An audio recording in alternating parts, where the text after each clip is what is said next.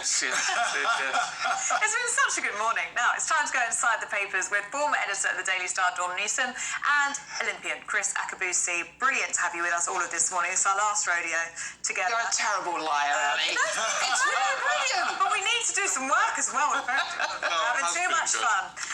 Chris, let's look at the Mirror, shall we? Because this is a bit of a shocking story. It's about a huge waste of money. The cash lost to COVID schemes could pay the salary of every police officer. Yeah, exactly. So the headline is criminal waste and the loss from COVID fraud and ever could pay the police wages. And you've got the balance of 6.7 billion was lost to fraud for the government COVID schemes, while the now Prime Minister was the Chancellor. And it cost 6.5 billion to take care of the total salary of the 164,000 of the police officers. And you can see where battle lines are being drawn.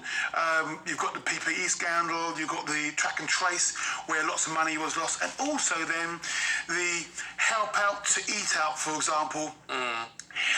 It wasn't monitored. A lot of bogus claims were made where they've got the half-price deals and they're just making up customer orders. You've got the bounce back loan for small business people. There was $1 billion lost there. You've got the furlough scheme, 3.5 billion was lost there. And when you think of the, I won't even say austerity measures, but the recent mini budget that we had, or the autumn statement, should I say, where we, the public, have been forced now with paying back all of these losses.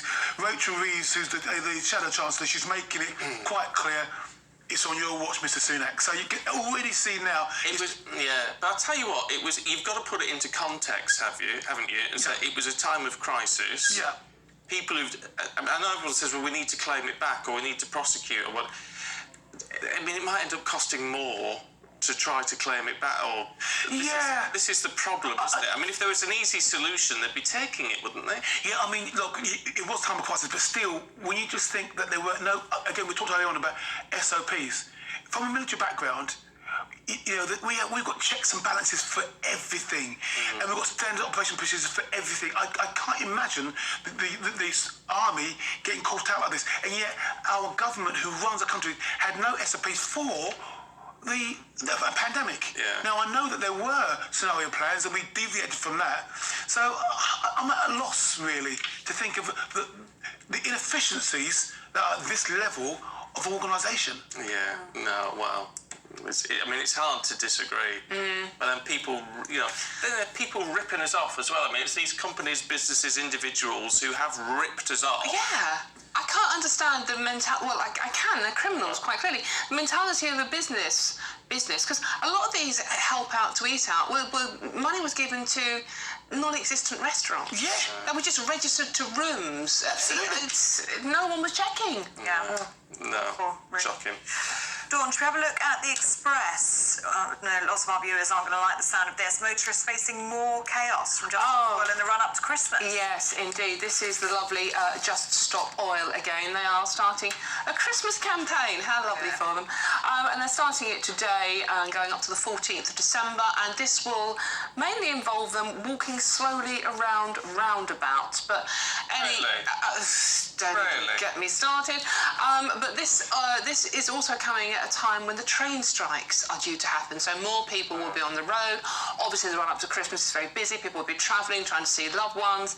It's just going to be, and you know, the police have said, look, you know, this is the Met Police issued a statement saying, look, we are going to deal with the situation actively and quickly. Well, that would be a first, won't it? So you do prepare flasks of tea. Yes, exactly, and have plenty of blankets for them.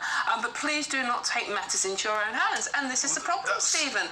People are going to get incredibly frustrated because the police don't seem to be doing anything. There are criminal laws stopping them, you know, holding up the highway.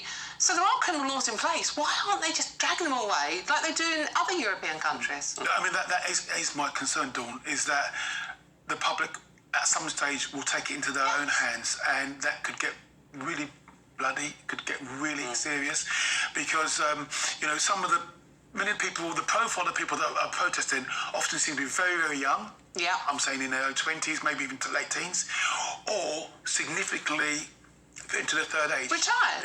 Yeah. Both those demographics, if the general public turned on them. I'm talking about the upwardly mobile, aggressively male, sort of 30s, 40s. Ooh. People driving white vans are not going to be happy about And also, I have to say, and this may be unfair, but from the stuff you see on clips of a lot of these protests and things, the younger ones also do seem to be quite posh. Yeah. Which isn't going to go down well with your average working person trying to get to work. What I also do laugh, I've seen a couple of clips on social media where people point out that the young protesters have got plastic jackets on. High the plastic bags. You know, they've driven there or they've got there by some sort of automotive route. So the incongruence also. It's the hypocrisy of the whole thing, isn't it? Yeah. But the public are going to also lose patience if they haven't already. I mean, run up to Christmas, as you say, Dawn, can't get on a train. Yeah, so you can't drive now. You can't drive. I mean, people are really stressed. My mum is sort of like planning. Bless her, she's in her 80s, but she's planning a sort of like a special Christmas trip, little mini break for her and her other half. And she's already, Ellie, stressing out about it. She's now, are they going to be blockading the roads? Will we have to go the night before? How are we going to do this? How are we going to do it? It's like, she just doesn't need it. And it's not what people need after several years of No, lockdown of course and not. all the rest of it. No, and it's not winning people over to the cause. No. I mean, this is what surely they need to be concentrating on. I'll tell you what, though, if anyone does get frustrated by this, do not take it into your own hands, because you put yourself in the wrong. And believe you me, the police might not be dragging them off, but they'll drag you off. Very good point. Yes. And so just don't put yourself in the wrong. I understand the temptation, I really do. Don't do it. Can we talk about eating potatoes, Chris? Yes, indeed. Yeah. So Spuds, Light, L-I-G-H-T, the new dieting bombshell. Eating potatoes helps you lose weight. Basically, if you replace some of the meat, although I'm not quite sure why meat, because I mean, I'm a carnivore. I love my meat, and actually, if I eat meat and less of the spuds, I seem to keep myself into shape. But anyway, the study suggests that if you replace a lot of the meat with the potatoes, it helps you to lose weight. Now, this assumes, I suspect, because it's got a picture of a potato, 168 calories. Okay, what are you eating with the potato? So, for example, if I was eating a baked potato, I would soon have beans and cheese, which would run that. Or if I was being a little bit more delicate, crab with mayonnaise, or butter lashing all over it.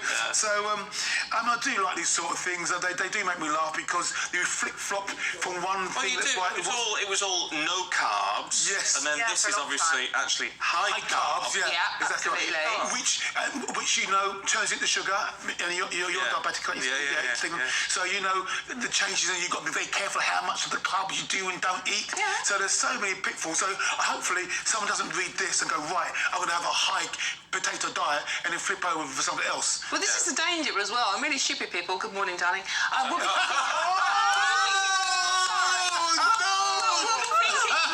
okay, I can eat loads of potatoes. I can have them as chips. Which is completely not the message here. No. But it's all, you're all right on high carb foods so long as you cut fats out completely. You can start But the advice is always changing, isn't it? It's carbs, They've got the protein. keto, which is all fat, isn't it? Keto diet's all fat. Have you tried doing that? Oh, God, God, it's no. really weird having just deliberate stuff that's loaded with fat and all day. I think also that some of the activity that might come from it gets a little bit smelly. Can I? Oh, yeah, well, yes. Yeah, sorry, for lowering the tone. No, you can always tell if you sat on the bus next to someone on a keto diet. Yes, exactly. Oh, yes. Let me tell you. Dawn.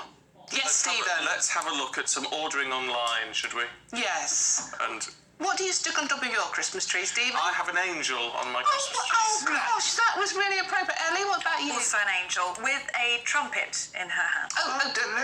Excellent. Chris? Well, I'll fluctuate. I've got an angel or have a star. Right. The This star, star. yes, Nice. indeed. Yes. Well, I also am a team star on this one, and this is page 3 in the Sun, which is always quite good fun. And this is a lovely lady called Chloe Hewitt who ordered a woodland star to sit on top of the family Christmas Christmas tree. And that was going to cost her £3.99 from the Range website. And instead, she was sent a 2-foot talking dinosaur for £16.99. Now, the thing is, Chloe's little girl, she's Skylar, she's 7. Hello if you're watching, Skylar. She was so thrilled with the dinosaur.